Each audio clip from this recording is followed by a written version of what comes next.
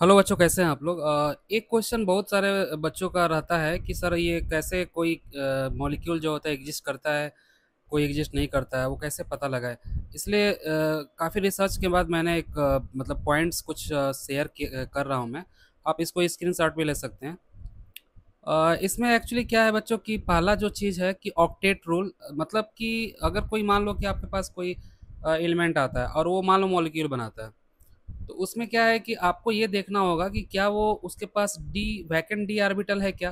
क्योंकि मैक्सिमम अगर बॉन्ड वो बनाएगा, तो अगर अगर उसके पास वैकेंट डी ऑर्बिटल है तो बना सकता है वो। क्योंकि उसके पास एक्सटेंड करने के लिए जब बॉन्ड बनाओगे तो एक्सटेंड कर सकता है, क्योंकि उसके पास वैकेंट डी ऑर्बिटल होगा। जैसे BCNOF, ये सेकंड पीरियड का आता है, तो इसके पास डी होता ही नहीं है। तो ये ध्यान रखना है कि ये बहुत सारा बॉन्ड नहीं बना सकता है। तो एक पहला की पॉइंट हो गया इसका। तो आप देख सकते हो पहला जो होता है आपका कि ऑक्टेट रूल, या यहाँ पे बोल सकते हो कि ये फॉलो नहीं करता है। तो ये आप देख सकते हो कि एक तो आपका बोरान हो गया, ठीक है, नाइट्रोजन हो गया, ऑक्सीजन, फ्लोरीन है। तो और उसके पास नो डी ऑर्बिटल। अगर डी ऑर्बिटल नहीं है तो वो आप बॉन्ड जो होता है ना वो ज़्यादा नहीं बना सकता है, उसका लिमिट रहेगा बनाने का। उसके बाद दूसरा जो है आपका इलेक्ट्रॉन रिपल्सन, ठीक है। तो ये भी चीज़ होता है कि इलेक्ट्रॉन रिपल्सन जो होता है, अगर मान लो कि कोई स्मॉल साइज का है और उसके पास लोन पेयर है, तो रिपल्सन होगा। रिपल्सन के कारण से क्या होगा, एनर्जी बढ़ेगी तो स्टेबल नहीं हो पाएगा। जैसे फ्लोरीन आपको पता है कि 3 लोन पेयर होता है उसमें, तो उसमें क्या होता है, रिपल्सन ज़्यादा होता है। तो जब भी वो अगर वो मान लीजिए मॉलिक्यूल बनाता है, तो उतना ज़्यादा वो स्टेबल नहीं होगा। तो ये भी एक पहला आपका सेकंड पॉइंट हो सकता है, जिससे आप ये पता लगा सकते हो कि कौन सा एलिमेंट जो है वो मॉलिक्यूल्स एग्जिस्ट करेगा कि नहीं करेगा। तो सेकंड पॉइंट ये है इसका। तीसरा जो है कि अनफेवरेबल ऑक्सीडेशन नंबर।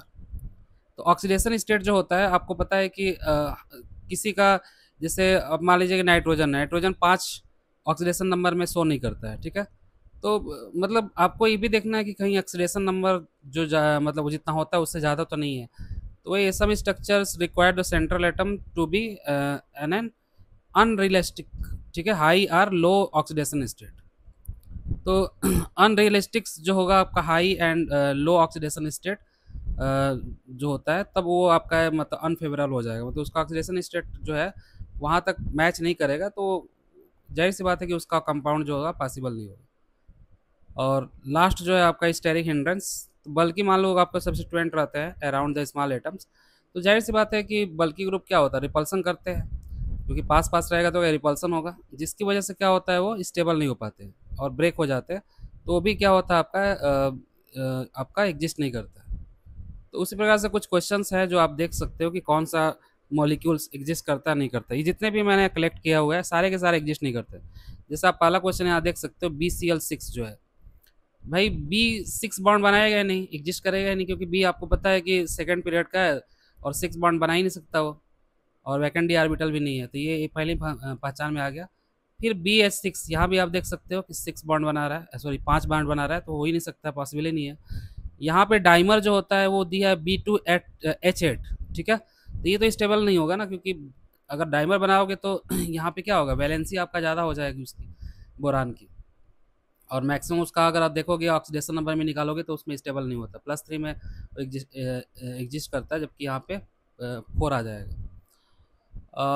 उसके बाद एल्युमिनियम जो होता है आपको पता है ट्राई हैलाइड बनाता है, ठीक है, जबकि ये 5 बना रहा है, मतलब ऑक्सीडेशन नंबर यहाँ 5 हो रहा है, जबकि ये पॉसिबल नहीं है। तो ये भी आपका एग्जिस्ट नहीं करेगा।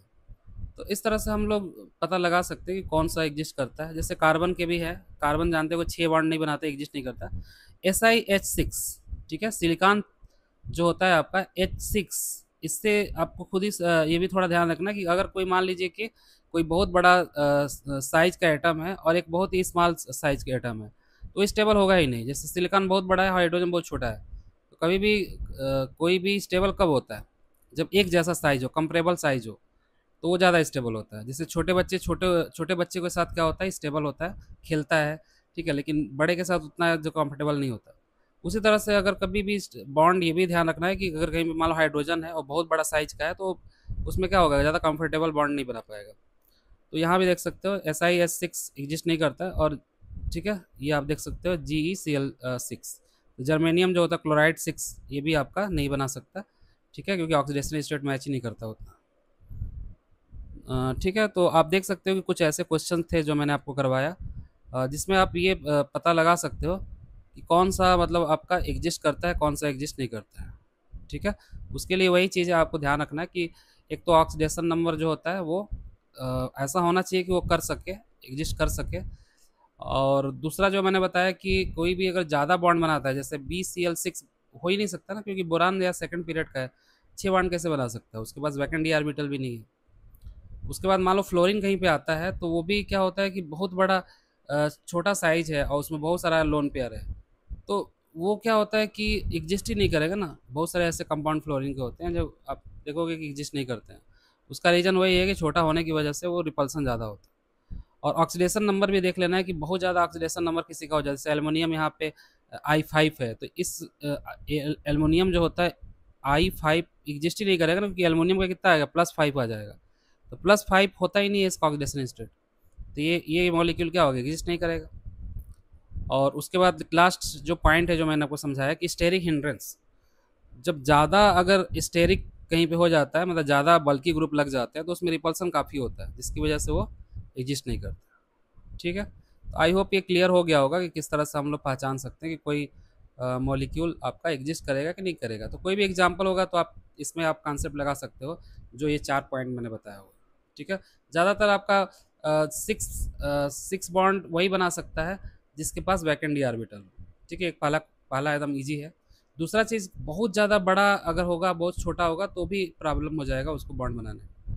ऑक्सीडेशन नंबर अगर निकाल सकते हैं, सबको निकालने आता ही है, तो उससे भी आप पता लगा सकते हो। ऑक्सीडेशन नंबर जो होता है वो बहुत ज़्यादा अगर कोई शो कर रहा है, इसका मतलब वो नहीं हो सकता, पॉसिबल ही नहीं है। ठीक है, तो उससे भी हम लोग पता लगा सकते हैं। ठीक है, थैंक यू।